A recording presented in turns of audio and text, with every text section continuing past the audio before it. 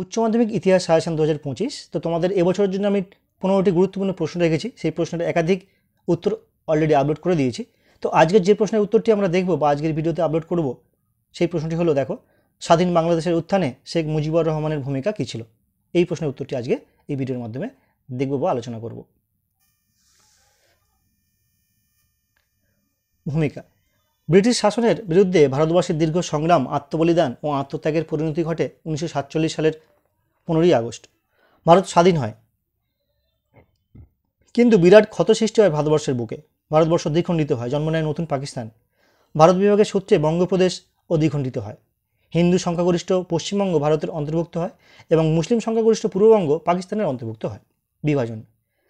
পূর্ববঙ্গের মুসলিম সম্প্রদায় সেদিন মোহাম্মদ আলী জিন্নাকে তাদের মন প্রাণ উৎসর্গ করতে প্রস্তুত ছিলেন। তারা জিন্নাকে জাতির প্রীতি হিসাবে স্বীকার করে আনন্দের স্লোগান তুলেছিলেন, এক জাতি মুসলমান, এক রাষ্ট্র পাকিস্তান, এক নেতা কয়েদি আজম অর্থাৎ জিন্না। পূর্ববঙ্গের মুসলিমরা সেদিন স্বপ্নে বিভোর হয়েছিলেন যে পাকিস্তানের সৃষ্টি হলে মুসলিমরা হিন্দুদের অধীনতা থেকে সব রকমভাবে মুক্ত হবে। বৈষম্য। পাকিস্তান সৃষ্টির 3-4 বছর পর থেকেই পূর্ব পাকিস্তানের বাঙালিদের উপর পশ্চিম পাকিস্তানের তীব্র অর্থনৈতিক বৈষম্য চাপাতে থাকে। পূর্ব পাকিস্তানের সম্পদে পশ্চিম পাকিস্তান শ্রীবৃদ্ধি ঘটালেও জাতীয় আয়ের বেশিরভাগ পশ্চিম পাকিস্তানের জন্য বরাদ্দ হতে থাকে। সরকারি উচ্চ পদগুলিতেও পশ্চিম পাকিস্তানের আধিপত্য থাকে। পূর্ব পাকিস্তানের নেতৃবৃন্দের দাবি দেওয়ার প্রতি সম্পূর্ণ উদাসীনতা পূর্ব পাকিস্তানের বাঙালিদের মনে চরম ক্ষোভের সৃষ্টি করে। ভাষা আন্দোলন। পূর্ব পাকিস্তানের প্রধান ভাষা ছিল বাংলা। বাংলাভাষী ছিল মোট জনসংখ্যার প্রায় 98.16% বা %। তাই পূর্ববঙ্গের জনগণ রাষ্ট্রভাষা হিসেবে বাংলা চেয়েছিল।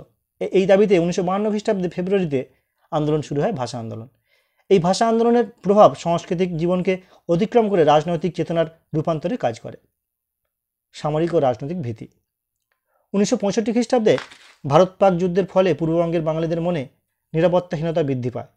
পূর্ব পাকিস্তানের নাজিমউদ্দিন, আলী বগুড়া, সোহরাওয়ার্দী প্রমুখ যখন প্রধানমন্ত্রী নির্বাচিত হয়েছেন, তখন জেনারেল আইয়ুব খাঁ পূর্ব পাকিস্তানের রাজনৈতিক কর্তৃত্ব বহুলাংশে ছিনিয়ে নেন। 1970 সালে পূর্ব পাকিস্তানের উপকূলভাগে ভয়ঙ্কর সাইক্লোন দেখা দিলে সেখানে ত্রাণ কার্যে পশ্চিম পাকিস্তানের অবহেলা দেখা দেয়। আওয়ামী লীগের ভূমিকা। 1954 খ্রিস্টাব্দ নাগাদ আওয়ামী লীগ যুক্ত ফ্রন্ট গঠন করে বিভিন্ন ক্ষুদ্র ক্ষুদ্র দলগুলোকে নিয়ে। স্বায়ত্তশাসনের দাবিতে আওয়ামী লীগের নেতা শেখ মুজিবুর রহমান আন্দোলন শুরু করলে মুজিবুর সহ লীগের প্রধান কয়েকজন নেতাকে গ্রেপ্তার করে তাদের আগরতলা ষড়যন্ত্র মামলায় অভিযুক্ত করা হয়। কিন্তু ব্যাপক গণ আন্দোলনের চাপে সরকার শেষ পর্যন্ত 1969 সালে মুজিবুরকে মুক্তি দিতে বাধ্য হন। নির্বাচন। পূর্ব ও পশ্চিম উভয় পাকিস্তানে গণ অসন্তোষ দেখা দিলে ইয়াহিয়া খান সাধারণ নির্বাচনের ঘোষণা করে 1970 সালে।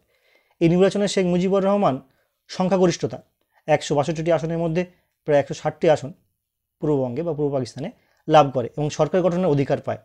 এই সময় প্রাগ রাষ্ট্রপতি ইয়াহিয়া খান জাতীয় পরিষদের অধিবেশন স্থগিত করলে পূর্ব পাকিস্তান অগ্নিগর্ভ হয়ে ওঠে। মুজিবুরের ভাষণ ও গণহত্যা। শেখ মুজিবুর রহমানের ধর্মঘটের ডাকে গোটা পূর্ব পাকিস্তান অচল হয়ে পড়ে। 1971 সালে 25শে মার্চ মুজিবুর ঐতিহাসিক ভাষণে বলেন, এবারের সংগ্রাম আমাদের মুক্তির সংগ্রাম, এবারের সংগ্রাম স্বাধীনতার সংগ্রাম। তার ভাষণে পূর্ববঙ্গের গোটা বাঙালি জাতির মধ্যে উন্মাদনার সৃষ্টি হয়।